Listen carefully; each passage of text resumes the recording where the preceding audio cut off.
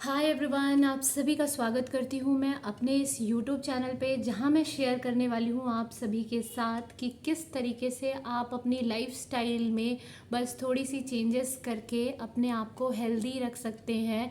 और पर्टिकुलरली मैं आज बात करने वाली हूँ कि आपको अगर माइग्रेन है या फिर किसी तरीके का हेडेक होता है जो काफ़ी लंबे टाइम से चल रहा है, तो आप किस तरीके से अपनी डेली लाइफ में फ्यू चेंजेस लाकर उससे मतलब काफ़ी हद तक रिलीफ पा सकते हैं। और अगर आप लंबे टर्म तक इसको फॉलो करें तो इससे छुटकारा भी पा सकते हैं। तो जैसा कि मैंने इससे प्रीवियस वीडियो में आप सभी को बताया था, कुछ exercises with the help of which you can get quick relief from migraine as well as from any kind of headache.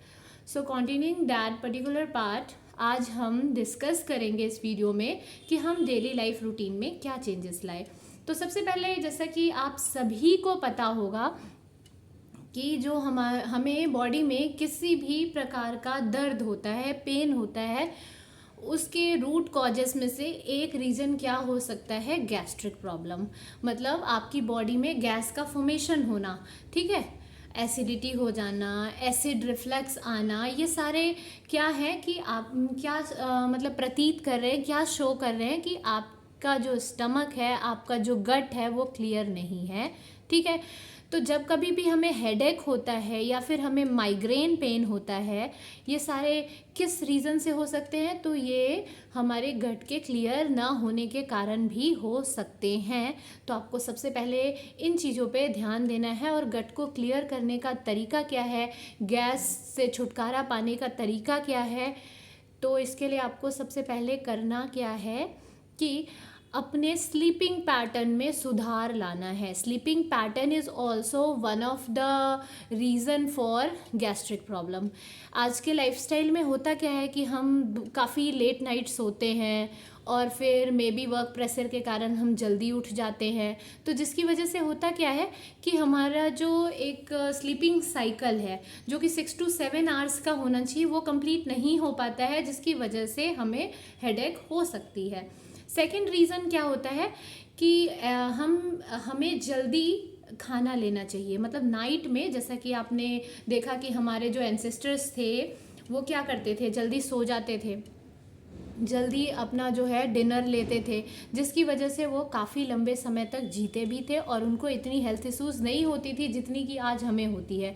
तो सेकंड थिंग आपको करना क्या है कि जो रात का खाना है वो जल्दी लेना है। ट्राई करना है कि 7 o'clock तक आप ले लें। और अगर आपके पास मतलब लाइक आप वर्किंग हैं और आप इतने जल्दी फ्री नहीं होते हैं, तो आप ट्राई करें कि नाइट में जो भी आप लेते हो वो लाइट ले। वैसे तो ट्राई करें कि लिक्विड ले ले, क्योंकि जब हम रात को सो रहे होते हैं उस टाइम पे भी हमारा पेट जो है वो डाइजेशन का काम कर रहा होता है, उसे रेस्ट नहीं मिल पाता है, जिसकी वजह से क्या होता है कि आपका जो पेट है वो सुबह में सही से क्लीन नहीं हो पाता है, आप सही से वॉशरूम नहीं जा पाते हो। या फिर कुछ लोगों को क्या होता है, जैसे कॉन्स्टिपेशन की प्रॉब्लम होती है, गैस फॉर्मेशन हो जाता है, और ये भी रीज़न है कि आपको कहीं ना कहीं हेडेक होता है या बॉडी में किसी और पार्ट में भी पेन होता है ना, उसका रीज़न गैस भी डायरेक्टली रिलेटेड हो सकता है। तो आपको इन चीज़ों पे ध्यान देना है। तो यहाँ हमने शेयर किया कि आपको क्या करना है। एक तो जल्दी नाइट में डिनर लेना है। सेकेंड थिंग, अपनी स्लीपिंग पैटर्न में भी सुधार लानी है। अपनी स्लीपिंग पैटर्न में अगर आप सुधार लाते हो और जल्दी रात को खाना खाते हो, तो आपका ये गैस का जो प्रॉब्लम है वो धीरे धीरे काफ़ी हद तक ठीक हो जाएगा।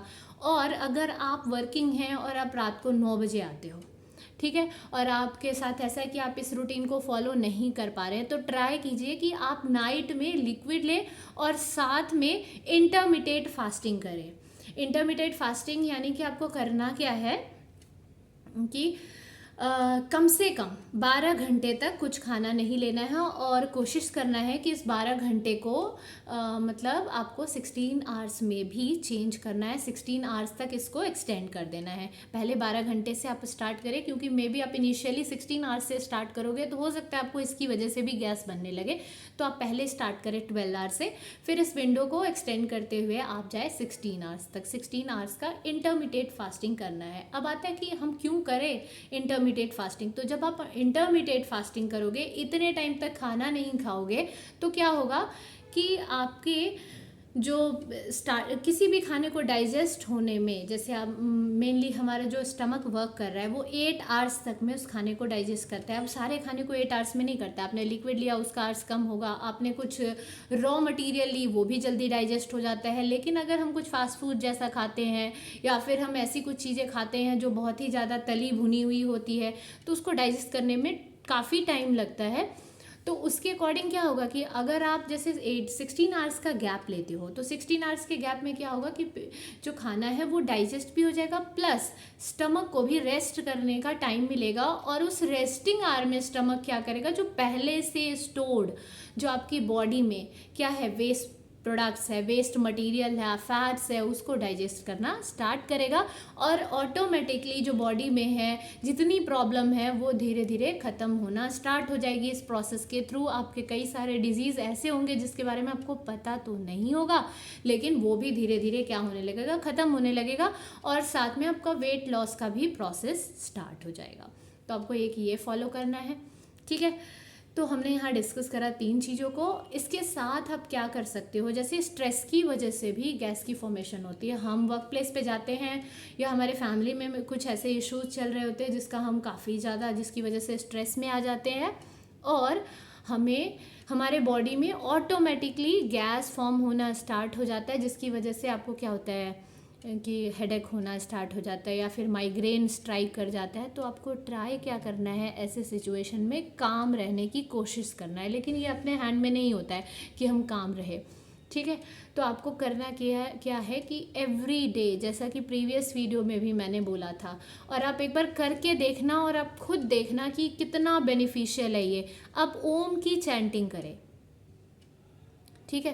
क्योंकि ऐसे क्या होता है ना कि जब हम मेडिटेशन करने बैठते हैं, इनिशियली आप मेडिटेशन के लिए बैठोगे और पहले से आप नहीं कर रहे हो तो कंसंट्रेट करने की कोशिश तो करोगे, लेकिन आपका दिमाग कहीं और जाता है, बार बार डाइवर्ट होता है। जैसा कि मैं क्लास में ही बच्चों को करवाती हूँ मेडिटेशन। तो मेडिटेशन के टाइम पे क्या होता है ना कि हम हैप्पीनेस की क्लास में करवाते हैं, तो बच्चे कुछ टाइम के बाद हमें फीडबैक देते हैं कि मतलब कुछ बच्चों के सिर में दर्द हो रहा है मेडिटेशन करते टाइम, कुछ बच्चे ऐसा बताते हैं कि वो कंसंट्रेट ही नहीं कर पाते। तो आपको इस मेडिटेशन को स्टार्ट कैसे करना है, according to my point of view, सबका डिफरेंट हो सकता है, कि आपको क्या करना चाहिए, ओम की चैंटिंग करना चाहिए। ऐसे करते टाइम क्या होगा कि हमारा जो माइंड है वो प्योरली फोकस्ड होता है हमारे साउंड पे, ओम जो हम बोल रहे होते हैं।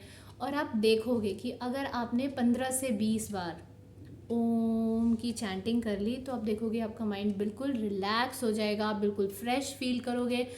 तो हम ये ऐसा कह सकते हैं, ये भी एक मेथड है जिसके थ्रू आपको हेडेक में रिलैक्सेशन मिल सकता है, वो भी क्विक रिलीफ मिलेगा। कभी आपका सिर दर्द बहुत तेज हो रहा हो और इसे ट्राई करके देखना, ठीक है। अब बहुत ज़्यादा जब आपको हेडेक होती है उस टाइम पे इसे ट्राई करके देखना और देखना आपको काफ़ी रिलीफ मिलेगा। तो ये था कि हम किस तरीके से हेडेक से और माइग्रेन पेन से क्विक रिलीफ पा सकते हैं, और साथ में हम अपनी लाइफस्टाइल में क्या चेंजेस लाए जिसकी वजह से हम इस प्रॉब्लम से छुटकारा पा सकते हैं। सो आई होप सो आप सभी को ये वीडियो पसंद आया होगा। अगर वीडियो पसंद आया है तो प्लीज़ वीडियो को लाइक करें एंड चैनल को सब्सक्राइब करें और ज़्यादा से ज़्यादा लोगों के साथ वीडियो को शेयर करें, सो डैट मैक्सिमम लोगों को इस वीडियो के थ्रू बेनिफिट मिल पाए।